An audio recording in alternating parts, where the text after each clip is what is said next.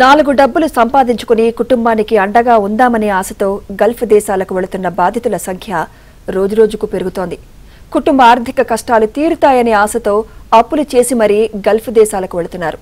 వీరి అవసరాన్ని ఆసరాగా చేసుకుంటున్న ఏజెంట్స్ కాసుల కోసం కక్కుర్తిపడి మోసాలకు తెరలేపుతున్నారు. ఏజెంట్లు చేస్తున్న మోసాలకు దేశం కాని దేశంలో బిచ్చగాళ్లుగా మారుతున్నారు.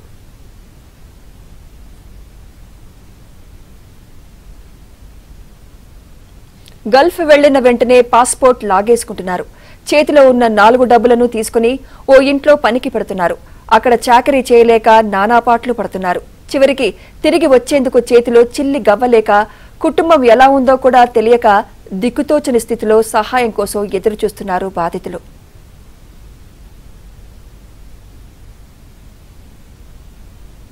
గల్ఫ్కు వెళ్లిన మహిళల పరిస్థితి దారుణంగా ఉందని mart media CEO Murali Ramakrishna Reddy ఆవేదన వ్యక్తం చేశారు.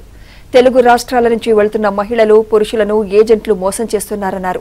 చివరికి కుటుంబ సభ్యులతో మాట్లాడేందుకు కూడా అనుమతి ఇవ్వటం లేదన్నారు. ఏజెంట్ల చేతుల్లో మోసపోయిన నిర్మల అనే మహిళను ఎంతో శ్రమతో తిరిగి స్వస్థలానికి తీసుకువచ్చినట్లు మురళీ రామకృష్ణారెడ్డి తెలిపారు. అంతకు నేనే పాస్పోర్ట్ చేయించుకునే ఏజెంట్ ద్వారా నేను మస్కట్ వెళ్ళాను.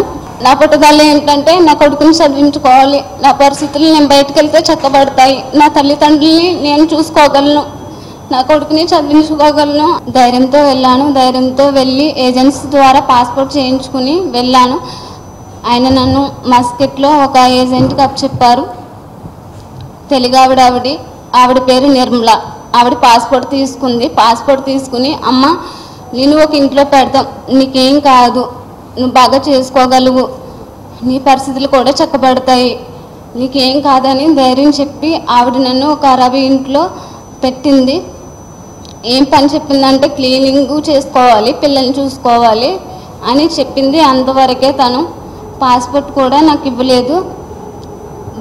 అక్కడికి ఆఫీస్కి బాబా గారు వస్తే నన్ను వాళ్ళకి అప్పచెప్పేసిన తర్వాత నీకేం కాదు, ఫోన్ ఉంటుంది, ఫోన్ మాట్లాడుకోవచ్చు, నీకు అన్నీ సౌకర్యంగానే ఉంటాయి అని చెప్పి పంపింది. కానీ నేను అక్కడికి వెళ్ళిన తర్వాత 4 రోజులు బాగానే ఉంది. తర్వాత నుంచి ఫోన్ మాట్లాడుకోవడానికి కానీ నాకు ఏదైనా హెల్త్ బాగోపోయినా సరే మెడిసిన్స్ ఇవ్వటం కానీ జరగలేదు. ఫోన్ కూడా ఇంటికి చేసుకోవడానికి నేను భయపడుతా చేసేదాన్ని. అక్కడ ఒక పని కాదు, నాకు చెప్పిన పని కాకుండా డబల్ చేసేదాన్ని నేను పని. మేడం కూడా అలాగే నన్ను చాలా ఇబ్బందులు పెట్టింది, చాలా అంటే చాలా ఇబ్బందులు పెట్టింది. నేను ఇంటికి ఫోన్ చేసి చెప్పుకోవడానికి కూడా నాకు ఫోన్ సౌకర్యం ఉండేది కాదు. అయినా సరే వాళ్ళు పని చేయకుండా ఉన్నా నన్ను కొట్టి మరి పని చేయించుకునేవారు తప్ప వాళ్ళైతే మాత్రం నన్ను పంపడానికి ఒప్పుకోలేదు. నువ్వు ఇండియా తిరిగి వెళ్ళాలి, నీ భర్త దగ్గరికి, నీ పిల్లడి దగ్గరికి, తల్లిదండ్రులకి నువ్వు తిరిగి వెళ్ళాలంటే మాకు ఇక్కడ 1,50,000 కట్టి వెళ్ళాలని చెప్పారు. ఆ 1,50,000 ఉంటే నేను ఇంత దూరం కూడా రాను కదా, కష్టమైన నష్టమైన నా కొడుకుని చదివించుకోవాలి, నా ఫ్యామిలీని నేను చూసుకోవాలి అన్న ధైర్యంతో వెళ్ళాను. కాబట్టి కష్టమైన నష్టమైన అక్కడే ఉన్నాను. తిండి సరిగ్గా ఉండేది కాదు, నిద్ర ఉండేది కాదు. మేడం అయితే చాలా కొట్టేది, చాలా ఇబ్బందులు పెట్టింది ఆవిడ నన్ను.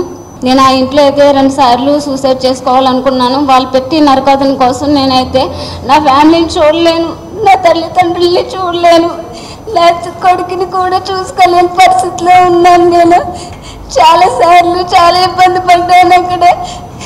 తర్వాత మురళీకృష్ణ గారికి చెప్పాను, అన్యాయ పరిస్థితిలో ఉందని. అంటే ఆయన అంటే రెస్పాన్స్ అవ్వారు. రెస్పాన్స్ అవ్వి మస్కట్లో నాగరాజు గారు, రాజలక్ష్మి గారు ఉన్నారు, వాళ్ళకి చెప్తే వాళ్ళు కూడా వెంటనే రెస్పాన్స్ అయ్యారు. నాకు ఇక్కడ ఇండియా నేను అసలే రాలేను, నా ఫ్యామిలీ మెంబర్స్ని చూసుకోలేను అనుకున్నాను. గల్ఫ్ బాధితులు ఎక్కడి నుంచి పుడుతున్నారంటే ఏజెంట్స్ మోసానికి బలైపోతున్నారు. ముఖ్యంగా ఏజెంట్స్ విజిట్ వీసా మీద పంపించడం జరుగుతుంది. ఆ విజిట్ వీసా మీద వెళ్ళినటువంటి తర్వాత అక్కడ దిగిన వెంటనే ఎవరైతే అక్కడ వీళ్ళని పనిలో పెట్టుకుంటున్నారో వాళ్ళు ఆ పాస్పోర్ట్ హ్యాండ్ ఓవర్ చేసేసుకుంటారు. ఫస్ట్ పాస్పోర్ట్ దొరకకుండా చేస్తారు. అది హ్యాండ్ ఓవర్ చేసుకుని 2 years వరకు వాళ్ళకి పాస్పోర్ట్ కూడా ఇవ్వరు. సో ఈమెకి ఎదురైనటువంటి సంఘటన కూడా అదే. వెళ్ళిన 4 రోజులకే ఈమె అనేక ఇబ్బందులకు గురయ్యింది. అక్కడ నుంచి బయటకు వచ్చి వేరే దగ్గర ఉద్యోగం సంపాదించాలనే ప్రయత్నం కూడా చేసింది. కానీ 2 సంవత్సరాలుగా ఆ ప్రయత్నం చేస్తూనే ఉన్నా ఆమెకి మార్గం కనిపించలేదు. అయితే చివరికి మేము గతంలో కరోనా టైంలో ఒక 5 మహిళలకి సహాయం చేశాం. నాది బీసీ యువసేన అని ఒక సోషల్ ఆర్గనైజేషన్ ఉంది. దాని ద్వారాగా మేము అప్పుడు కరోనా టైంలో 5 మహిళల్ని ఖత్తర్ దేశం నుంచి తీసుకురావడానికి మేము ఆర్థికంగా సహాయం చేశాము. అలాగే వాళ్ళు అక్కడ నుంచి రావడానికి కావాల్సినటువంటి అన్ని సదుపాయాలు సమకూర్చాం. ఆ విషయము ద్వారా వీళ్ళ మదర్ తెలుసుకుంది. వీళ్ళ మదర్ కూడా కువైట్లోనే ఉంటుంది. ఆమె ఈ అమ్మాయి కోసం ఏడుస్తుంది. ఎందుకంటే ఇప్పుడు నుంచి 15 రోజుల క్రితం ఆమె పని చేస్తున్న దగ్గర పడిపోయి కాలు ఇరిగిపోయింది. కాలు ఇరిగిపోతే ఈమెని ఇంట్లో రూమ్లో బంధించేశారు. ఫుడ్ పెట్టట్లేదు, వైద్యం చేయించట్లేదు. కాలు ఫ్రాక్చర్ అయింది, కాలు వాసిపోయింది. వాళ్ళ నాన్నగారికి ఆమె వాయిస్ మెసేజ్ పెట్టింది, నాన్న నేను యూరినల్కి వెళ్ళడానికి కూడా నాకు చాలా ఇబ్బంది అవుతుంది అని తండ్రికి పెట్టింది.